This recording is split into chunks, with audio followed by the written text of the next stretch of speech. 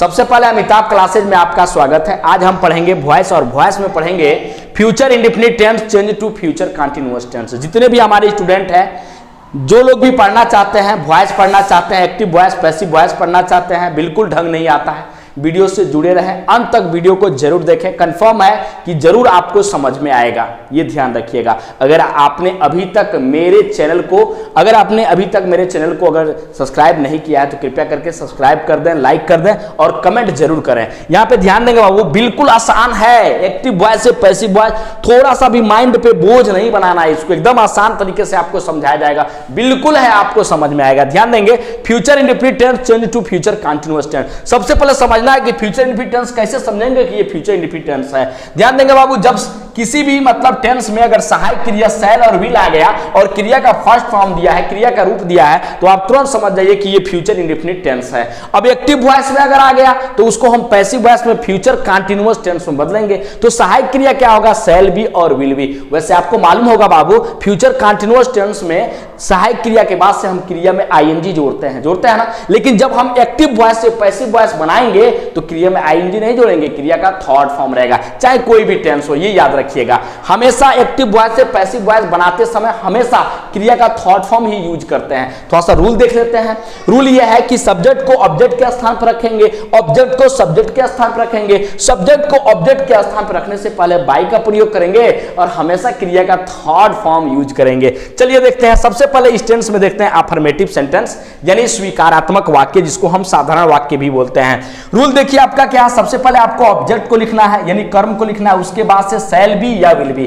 ख्याल रखिएगा बाबू, आई और वी आएगा तो शैल बी का प्रयोग करना है, और बाकी कुछ भी आ जाए तो वो आप उसमें आपको किसका प्रयोग करना है? विल बी का प्रयोग करना है। यानी ही, सी, इट, दे, यू, नेम अगर आ जा रहा है तो उसमें आपको विल बी का प्रयोग करना है। यहां देखेंगे क्रिया का थर्ड फॉर्म यूज करना है, चाहे कोई भी टेंस हो। एक्टिव वॉइस से पैसिव वॉइस बना रहे हैं तो क्रिया का थर्ड फॉर्म, उसके बाद से बाई हो जाएगा, उसके बाद से सब्जेक्ट हो जाएगा।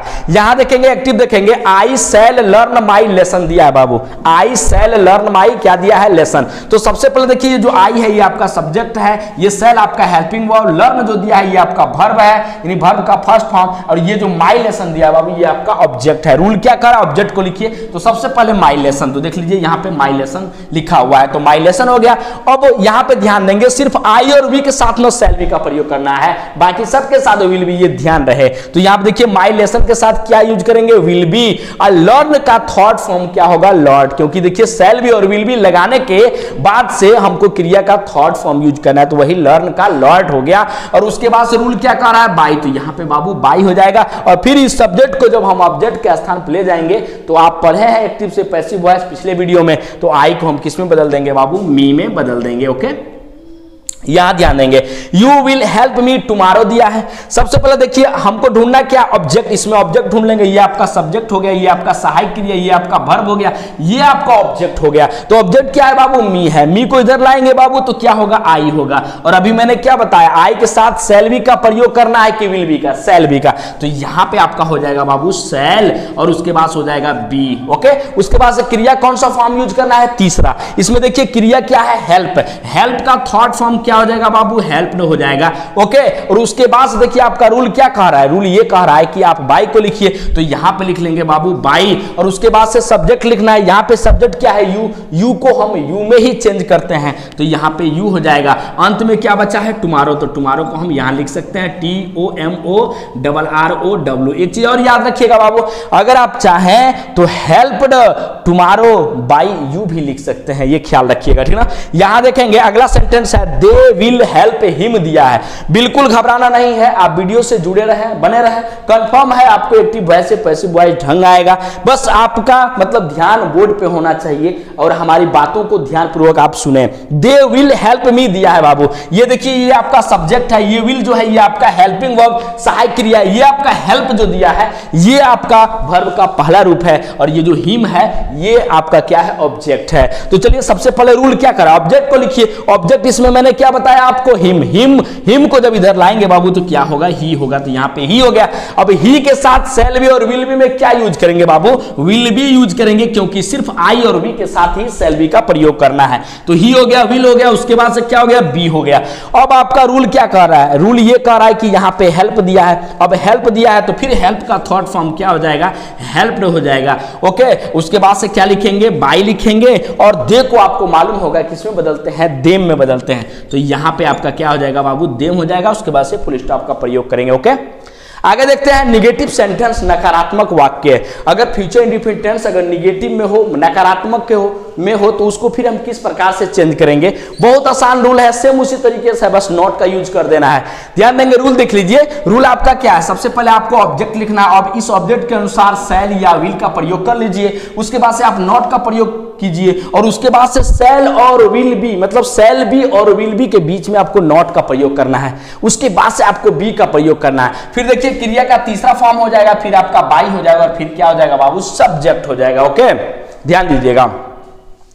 एक्टिव वॉइस आपका है, we shall not do our work. तो सबसे पहले देखिए, ये आपका सब्जेक्ट, ये आपका हेल्पिंग वर्ब, ये नॉट का प्रयोग यानी निगेटिव सेंटेंस है। ये जो डू है ये आपका वर्ब है यानी क्रिया का पहला रूप है, और ये जो आवर वर्क दिया है बाबू ये आपका क्या है, ये आपका ऑब्जेक्ट है यानी कर्म है। तो सबसे पहले इस ऑब्जेक्ट को हम ले लेंगे, आवर वर्क को ले लेंगे। तो यहाँ पे आपका हो जाएगा आवर, उसके बाद से क्या हो जाएगा, वर्क हो जाएगा। ओके, आपको मालूम है आई और वी के साथ ही हम सिर्फ शैल का प्रयोग या शैल बी का प्रयोग करते हैं। यहाँ पे देखिए आवर वर्क दिया है तो हम किसका प्रयोग करेंगे, विल का प्रयोग करेंगे। तो यहां पे सिर्फ विल लिखेंगे, और निगेटिव सेंटेंस है तो बिंदास आप नॉट लगा दीजिए, और विल को किसमें बदलते हैं, बी में, यानी नॉट के बाद से आप बी लगा लेंगे। फिर कह रहा है क्रिया का थर्ड फॉर्म, क्रिया इसमें क्या है बाबू, डू है, तो डू को किसमें बदल देंगे बाबू, डन, यानी डू का थर्ड फॉर्म क्या होता है, डन, डू डिड डन होता है। और उसके बाद से देख लेंगे, उसके बाद से हम क्या लिखेंगे बाबू, रूल क्या कर रहा है, बाई और वी को जब हम ऑब्जेक्ट के स्थान पर ले जाएंगे तो प्रोनाउन चेंजिंग में वी को हम किसमें बदलते हैं बाबू, अस में बदलते हैं। तो यहां पे आपका क्या हो जाएगा, अस हो जाएगा, और फुल स्टॉप का प्रयोग कर लेंगे।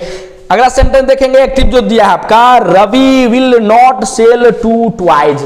ठीक है ना, तो बिल्कुल घबराना नहीं है। देखिए सबसे पहले रवि सब्जेक्ट हो गया, विल सहायक क्रिया हो गया, नॉट ये निगेटिव सेंटेंस है, सेल जो है ये वर्ब का फर्स्ट फॉर्म यानी क्रिया का पहला रूप है, टू ट्वाइज दो खिलौने ये आपका ऑब्जेक्ट है। तो सबसे पहले हमको किसकी आवश्यकता है बाबू, रूल करा ऑब्जेक्ट को, तो ऑब्जेक्ट क्या हो जाएगा, टू हो जाएगा, उसके बाद से क्या हो जाएगा, ट्वाइज हो जाएगा, टू ट्वाइज। अब सेल बी विल बी में क्या यूज करेंगे बाबू, विल का यूज करना है। तो यहाँ पे आपका विल हो जाएगा, नहीं दिया है तो नॉट हो जाएगा, उसके बाद से क्या हो जाएगा, बी हो जाएगा। और क्रिया का कौन सा फॉर्म यूज करना है, तीसरा, तो सेल का थर्ड फॉर्म।